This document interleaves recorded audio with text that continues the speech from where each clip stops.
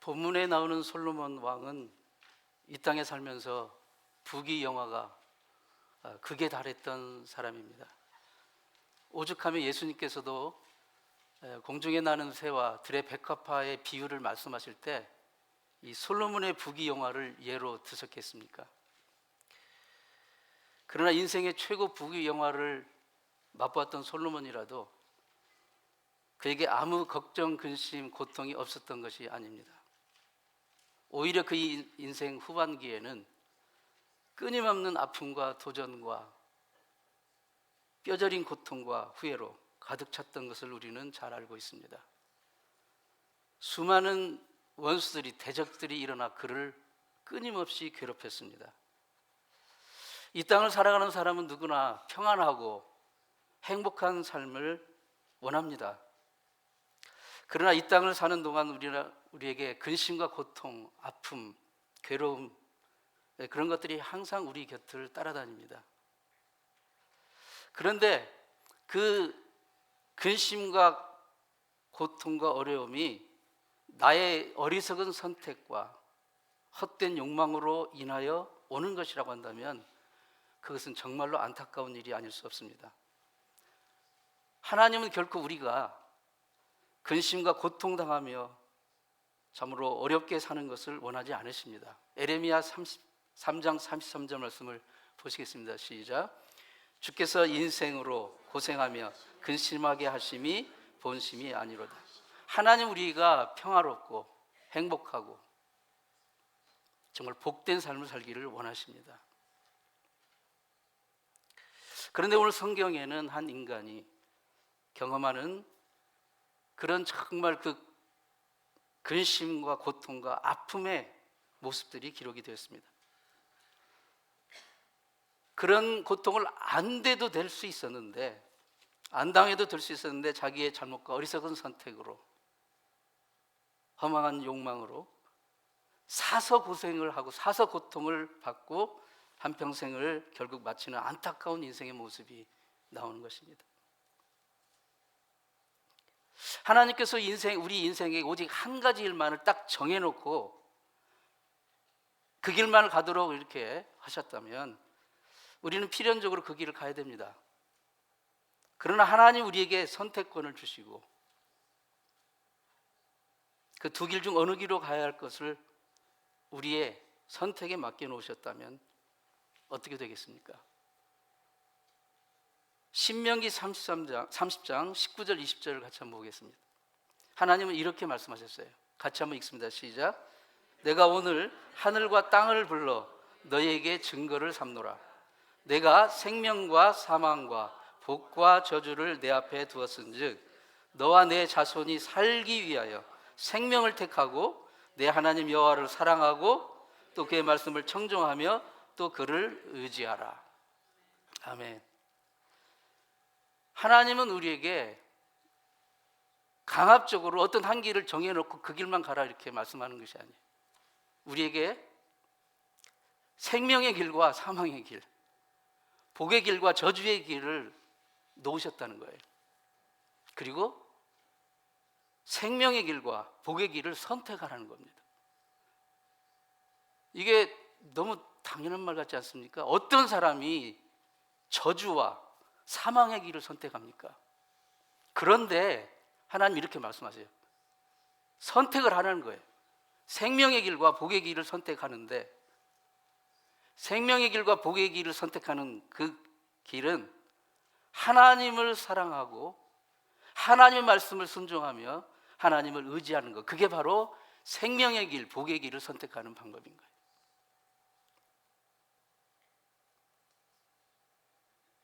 우리가 어떤 길을 선택하느냐에 따라서 우리의 인생의 열매가 달라지는 거죠. 오늘 본문은 안타까운 선택을 한 이 솔로몬의 경우를 우리에게 반면교사로 보여줍니다. 오늘 본문은 열왕기상 11장인데 10장이 앞장에 나오는 10장에 보면 솔로몬의 찬란한 영광과 부귀영화가 나타납니다. 스바 여왕이 솔로몬을 방문해서 그의 지혜를 듣고 그 솔로몬의 부귀영화를 보는 그런 장면.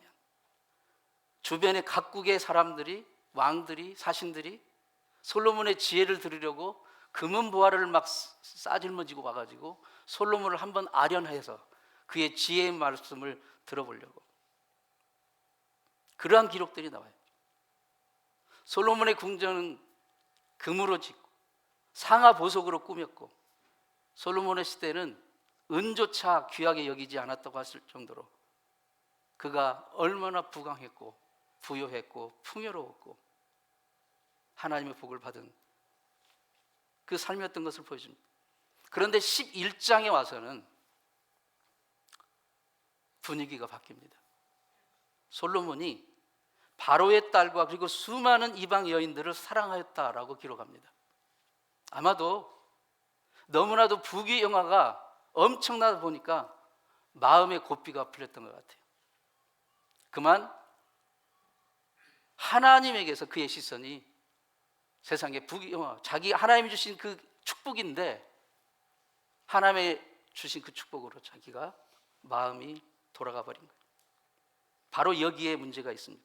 이것이 인간입니다. 모든 것이 하나님의 복을 받아 넉넉하고 풍요롭고 잘 되어가면 그것을 주신 하나님께 더 충성해야 되는데 하나님이 주신 그 풍요를 가지고 다른 곳으로 시선을 돌려버립니다.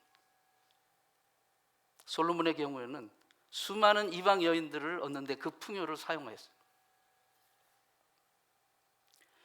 솔로몬이 수많은 이방 여인들을 사랑하게 되자 자연히 그 이방 여인들이 입궁할 때 자기들이 섬기는 이방 우상 신들을 가지고 오는 거예요. 그리고 그 신들을 궁전에 들여놓습니다. 솔로몬이 여호와 앞에서 악을 행하여 자기 첩들을 위해 이방 산당을 만들어 주었다라고 기록하고 있어요. 수많은 이방 여인들이 가지고 온 그 우상들을, 그것을 섬기도록 산당을 만들어 놓고 자기도 같이 섬긴 거예요. 이것은 하나님의 백성으로서 결코 해서는 안 될 큰 죄악이었던 것입니다. 그러자 하나님이 그에게 나타나셨습니다. 말씀으로 경고해 주시려고 나타나셨어요. 한 번이 아니고 두 번씩이나. 그러나 솔로몬은 이 하나님의 경고의 말씀을 듣지 않았습니다. 사람은 누구나 잘못할 수 있어요. 실수할 수 있습니다. 죄를 범할 수도 있습니다. 아브라함도 그랬고 모세도 그랬고 베드로도 바울도 다 그랬어요. 근데 문제는 잘못을, 얼마나 큰 잘못을 했느냐, 물론 그것도 중요하지만 그보다도 더 중요한 것은 그 뒤에 들려오는 하나님의 경고의 음성을, 하나님의 말씀을 무시한 거예요. 아까 생명과 복이 너 앞에 있고 저주와 복과 사망이 너희 앞에 있는데 너희들이 생명을 선택하라 말씀하셨어요. 그런데 당연히 우리는 어떤 미친 사람이 저주와 사망의 길을 선택하겠냐 하겠지만 솔로몬은 지금 저주와 사망의 길을 선택하는 거예요. 그 똑똑한 사람이, 그 지혜로운 사람이, 그 잘난 사람이. 이게 문제인 거예요.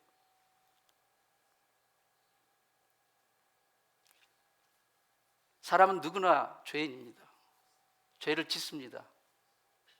하나님의 마음을 아프게 합니다. 그런데 내가 죄를 얼마나 많이 지었느냐, 그 정도의 차이 때문에 우리가 멸망하는 게 아니에요.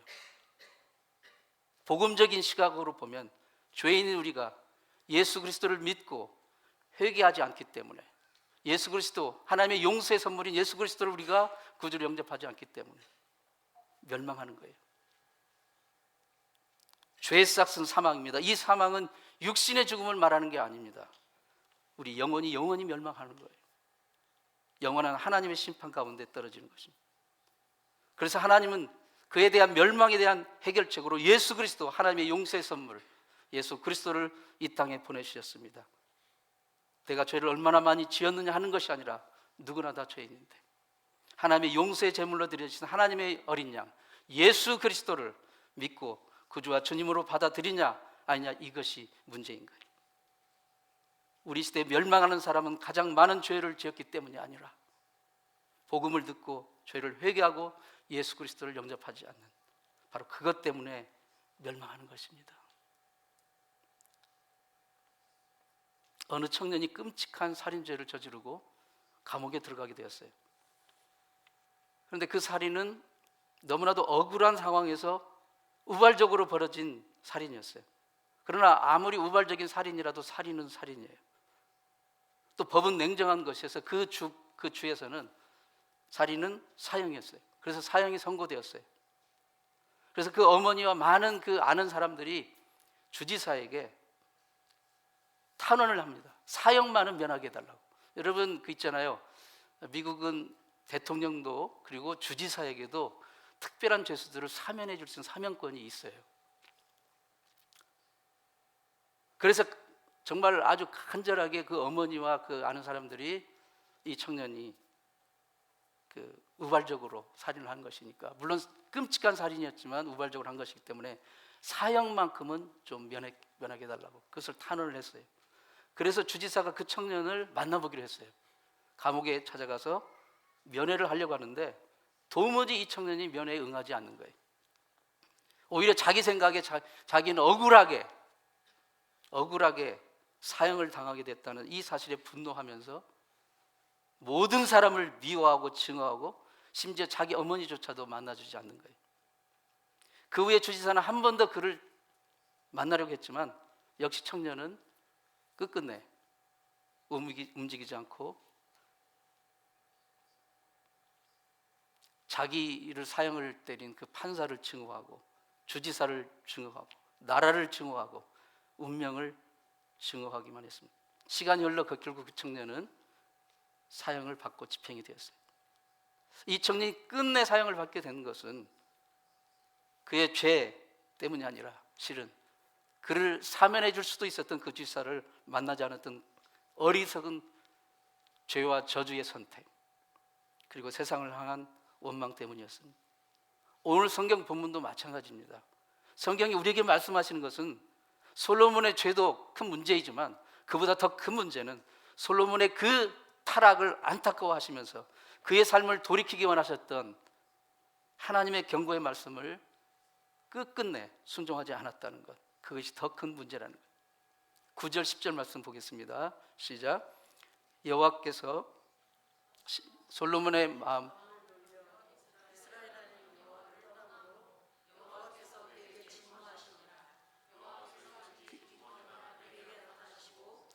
이 일에 대하여 명령하사 다른 신을 따르지 말라 하였으나 그가 여호와의 명령을 지키지 않았으므로.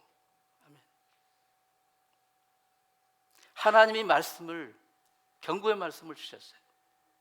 다른 신을 쫓지 말라. 다른 신을 쫓지 말라. 그러나 솔로몬은 이 하나님의 말씀을 순종하지 않았어요. 무시했어요. 하나님이 어떤 식으로 솔로몬에게 그 경고의 말씀을 주셨는지 방법은 알려지지 않았어요. 환상 중에 보였는지, 아니면 천사가 와서 얘기했는지, 아니면 선지자가 나타나서 말씀을 내는지 우리는 그 방법은 모릅니다. 그러나 분명한 것은 솔로몬에게 하나님의 경고의 말씀이 전달되었다는 거예요. 그것도 2번씩이나 말입니다. 그러나 솔로몬은 그 2번의 하나님의 경고의 말씀을 순종하지 않았어요. 그 지혜롭고 똑똑한 현명한 솔로몬이 죄와 정욕의 눈이 가리자 사망과 저주의 선택을 하는 거예요. 그러자 이제 솔로몬에게 어려움이 닥쳐오기 시작합니다. 하나님이 말씀으로 해서 경고해서 안 되니까 이제 인생 막대기를 들어 그를 치십니다. 생각지도 않았던 대적들이 나타납니다. 하나님은 아무리 분노하셔도 즉흥적으로 행하시는 분이 아닙니다. 충분히 기회를 주십니다. 회개할 기회를. 하나님께서 일찍이 사무엘하 7장 14절에서 다윗, 그 솔로몬의 아버지 다윗 왕에게 이렇게 말씀하셨어요. 네 아들이 네 뒤를 이어 왕위에 오를 것인데 그가 내 이름을 위하여 성전을 건축할 것이다. 그러면서 이런 말씀을 하셔요. 같이 읽습니다. 시작. 나는 그의 아비가 되고 그는 내 아들이 되리라. 그러나 저가 만일 범죄하면 내가 사람 막대기와 인생 채찍으로 그를 징계할 것이다. 그 전에는 주변 나라 왕들이, 사람들이 솔로몬의 지혜의 말씀 한번 들어보려고 금은보화를 싸 짊어지고 와서 그를 보려고 했지만,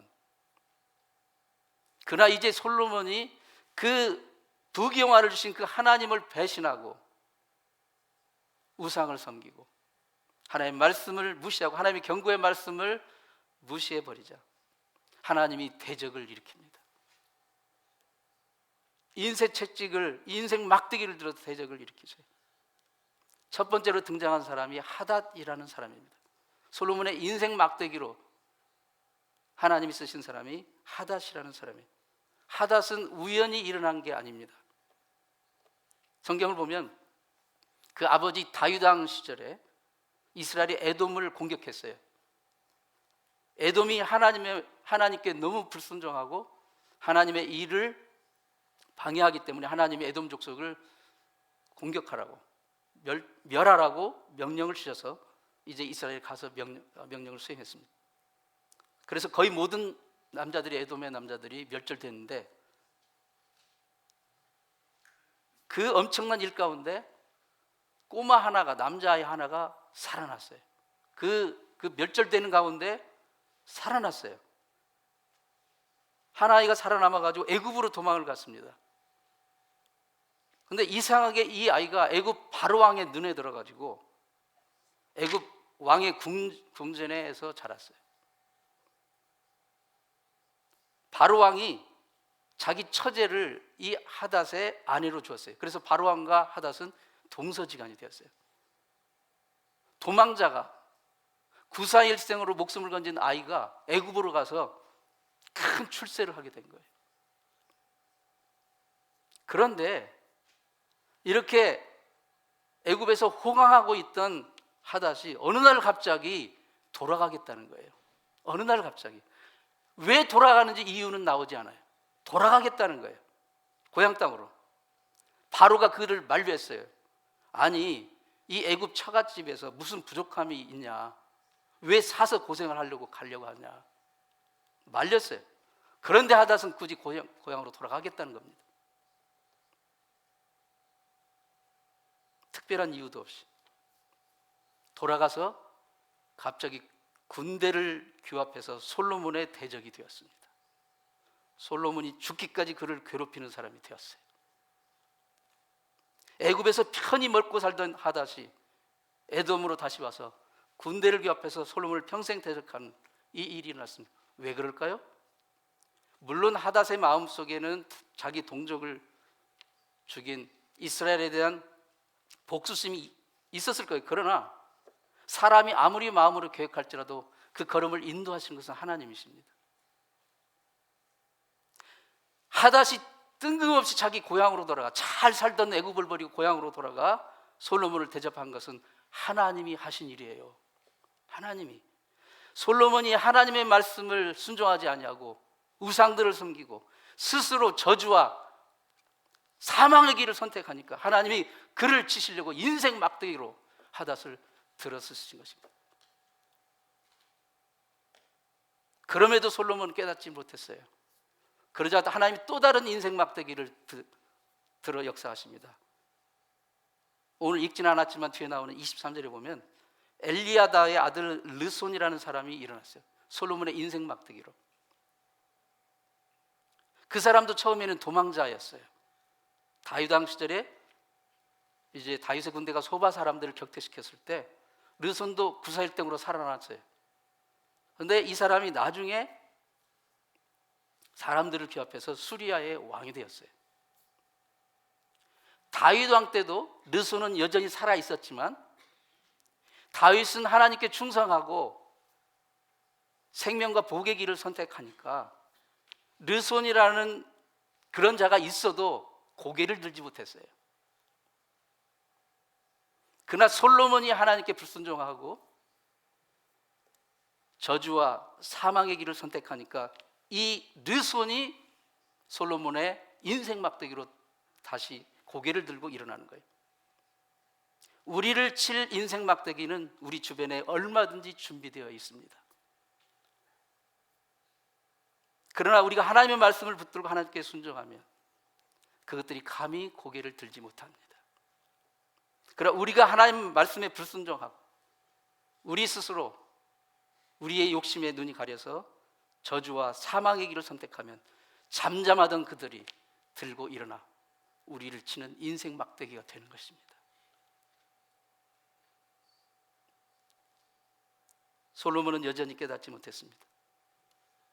세 번째 인생 막대기가 등장합니다. 바로 솔로몬의 신하입니다. 오늘 11절에 나옵니다. 시작. 내가 그 언약과 내가 내게 명령한 법도를 지키지 아니하였으니 내가 반드시 이 나라를 내게서 빼앗아 내 신하에게 주리라. 이제는 솔로몬의 신하 중에서 솔로몬이 계속해서 하나님 말씀을 불순종하니까 신하 중에서 인생 막대기를 들어치십니다. 여로보암이라는 사람이 솔로몬의 대적이 되었어요. 솔로몬의 반기를 들어서 솔로몬을 괴롭게 하더니 이스라엘의 12지파 중에 10지파를 빼앗아 가지고 아예 나라를 쪼개버렸어요. 이게 사람의 마음대로 되는 일입니까? 하나님께서 그렇게 역사하신 거예요. 당대의 부귀와 영화를 누리던 솔로몬이었지만 그가 그 부귀 영화에 눈이 멀어 저주와 사망의 길을 선택하니까 이렇게 솔로몬을 대적하는 인생 막대기들이 등장하여 그를 치는 것입니다. 바울에게도 육체의 가시가 있었어요. 그를 찌르는 육체의 가시가 있었어요. 육체의 가시의 정체가 무엇인지는 모르지만 그것도 하나님께서 허락하신 거예요. 그러나 솔로몬에게 임한 이 찌르는 가시들, 인생 막대기들은 바울의 가시와는 본질적으로 다릅니다. 바울의 가시는 불순종해서 주신 게 아니에요. 오히려 하나님이 그를 더 강하게 연단하시고 연약한 가운데서 온전함을 경험하도록 주신 가시였어요. 그러나 솔로몬의 가시는 안 당해도 되는 고통을, 자신이 하나님께 불순종한 어리석은 선택을 함으로 당하는 안타까운 가시였어요. 인생이 두 개도 세 개도 아니고 단 한 번의 인생입니다. 하나밖에 없는 우리의 인생이 이 인생 막대기를 우리가 시달리면서 사는 것으로 우리의 인생이 허비된다면 얼마나 안타까운 일입니까? 솔로몬이 이 자기를 괴롭히는 인생 막대기를 물리치려고 가든 노력을 했지만 그것은 성공되지 못했어요. 왜요? 하나님이 하시는 일이기 때문에. 솔로몬이 이러한 대적들을 물리치려고 노력했던 그 노력과 열심의 10분의 1이라도 하나님께 돌아가서 하나님 말씀에 순종하고 우상을 다 버렸다면 하나님은 솔로몬을 괴롭히는 그 인생 막대기들을 거두시지 않으실까요? 이 과거의 역사를 우리가 지금 배우는 것은 솔로몬의 이 안타까운 모습이 지금도 재현되고 있습니다.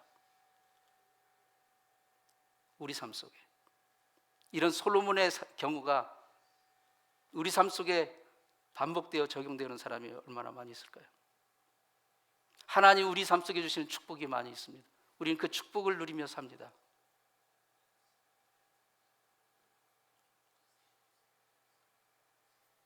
그러나 그 축복이 하나님 우리에게 주신 풍요로움이 오히려 하나님께 불순종하는 그런 도구가 된다면 우리를 찌르는 인생 막대기는 언제든지 등장할 것입니다.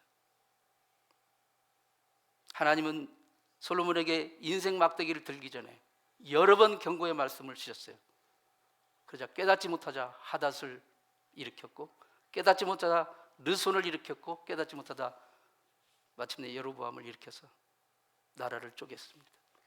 이 안타까운 말씀이 오늘 이 시대를 사는 우리에게도 교훈을 줍니다. 지금 내가 현재 겪고 있는 아픔과 고통과 걱정과 근심이 우리가 혹시 하나님 앞에 온전히 순종하지 못하고 하나님을 온전히 의지하지 못하고 하나님을 사랑하지 못해서 겪고 되는 인생 막대기의 고통인지 생각해 볼 수 있기를 바랍니다. 우리의 인생은 결국 길지 않습니다. 우리의 인생이 이 인생 막대기에 시달리면서 살아가는 그런 인생 되시 마시기를 축원합니다. 하나님의 말씀에 순종하고 하나님을 사랑하고 하나님께 순종함으로 생명과 복의 길을 선택할 여러분 되시기를 축원합니다.